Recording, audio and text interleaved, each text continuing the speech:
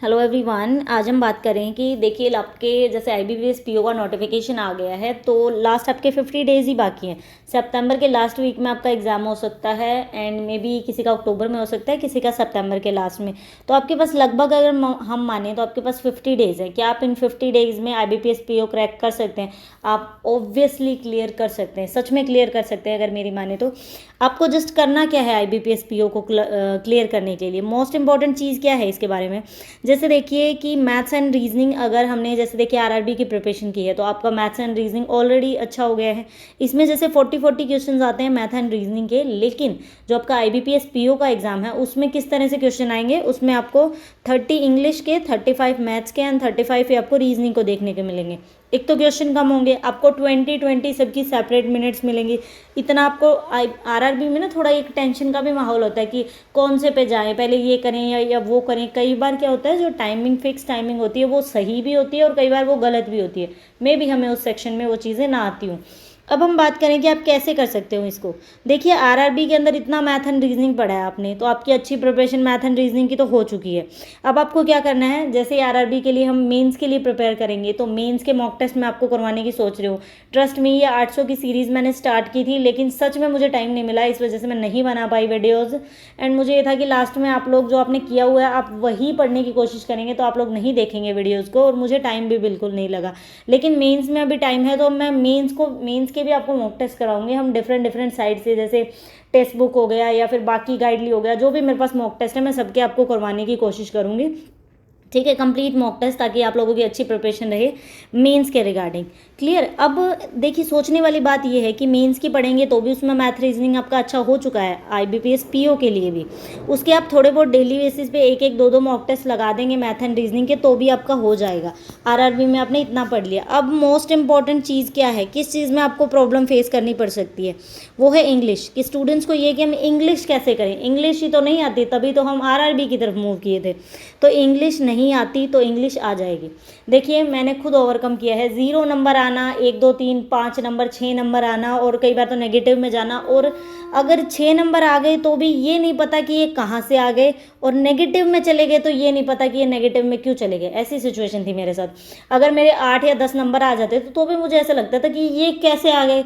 और कई बार क्या होता था कि वो नेगेटिव में भी चले जाते थे, कई बार 2 3 भी आते थे। तो क्योंकि हमें पता ही नहीं था कहाँ से नंबर आ रहे कहाँ से नहीं आ रहे, पैराग्राफ हमने सोल्व कर लिया, एरर डिटेक्शन का तो कुछ पता ही नहीं। तो जैसे मैंने अपनी वीडियो में बताया कि कैसे मैंने आईबीपीएस पीओ में लास्ट ईयर 29 स्कोर किया है इंग्लिश के अंदर 30 में से, आप भी कर सकते हैं। देखिए मैंने बहुत ज़्यादा फोकस रीडिंग को दिया है, 200 से भी ज़्यादा मैंने मॉक टेस्ट सोल्व किए हैं, सच में, ट्रस्ट में, 200 से भी ज़्यादा। आप लोग क्या कर सकते हैं, अभी आपके पास 50 डेज है, मैथ एंड रीजनिंग की आपकी प्रिपरेशन हो चुकी है, थोड़ी बहुत एक एक मॉक टेस्ट आप डेली करते रहेंगे तो भी आपकी हो जाएगी। अब आप उठाइए इंग्लिश के सेक्शन को। आपको क्या करना है, आईबीपीएस पीओ के आपको, अगर हम टेक्स्ट बुक की बात करें या फिर किसी और साइट की बात करें, तो आपको 30 मॉक टेस्ट मिल जाएंगे उसके अंदर।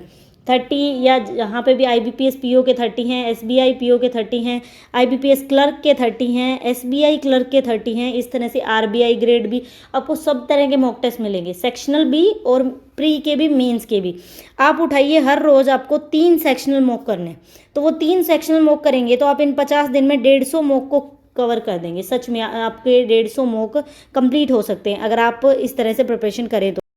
आईबीपीएस पीओ के लिए अड्डा 247 ने भी अपना बैच लॉन्च किया है, आप लोग परचेज कर सकते हैं। देखिए यहाँ पे बिल्कुल आपको स्टोर लिखा हुआ है, इस पर आपको क्लिक करना है। जैसे ही हम स्टोर पे क्लिक करेंगे देन आपको आईबीपीएस पीओ के ऊपर क्लिक करना है। तो यहाँ पे आईबीपीएस पीओ के रिगार्डिंग ये बैच है, बैच नंबर 3, जिसका नाम है मिशन सिलेक्शन। तो हमें ये बैच परचेज करना है। इस बैच में आपको सारी चीज़ें मिलेंगी, जैसे देखिए कि इन्होंने दे रखा है 200 घंटे की लाइव क्लासेस मिलेंगी। इसके अंदर आपको test series, crash course, hand written notes, everything. मतलब आपको टेस्ट सीरीज की भी कोई टेंशन नहीं है, और आपको ये प्रीलिम्स, मेंस प्लस इंटरव्यू, देखिए यहाँ पे लिखा हुआ है, तीनों चीज़ों की प्रिपरेशन करवाएंगे एंड आप इसको परचेज कर सकते हैं। वैसे इसका नॉर्मल प्राइस अगर हम देखें, अगर हम इस कूपन को रिमूव करते हैं तो इसका प्राइस है 11,999, मतलब लगभग 12,000 का प्राइस है। तो आपको पहले ऑलरेडी इस पर कूपन लगा हुआ होगा, आपको उसको नहीं, ऑफर इस पर क्लिक करेंगे कूपन वाले पे तो आपको कोड क्या अप्लाई करना है,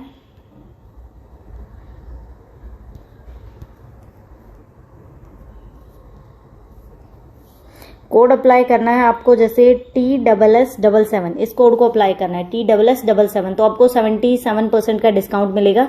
जैसे ही आप अप्लाई पे क्लिक करेंगे, देखिए आपका 2759 मतलब 2760 रुपये अप्रोक्स आपका प्राइस आपको पड़ेगा। तो इतना महंगा नहीं है, prelims plus mains plus interview, बीच में आपको टेस्ट सीरीज में मिलेंगे। वैसे नॉर्मल अगर आप डिफरेंट टेस्ट सीरीज परचेज करते हो तो आपको 500-600 की तो टेस्ट सीरीज मिल जाएंगी। तो आप इस बैच को ज्वाइन कर सकते हैं IBPS PO के रिगार्डिंग, जिसमें आपको सारी चीज़ें मिलेंगी। देखिए यहाँ पे आप एक बार चेक कर सकते हैं, लिंक आपको मिल जाएगा कमेंट सेक्शन और डिस्क्रिप्शन दोनों में मिल जाएगा।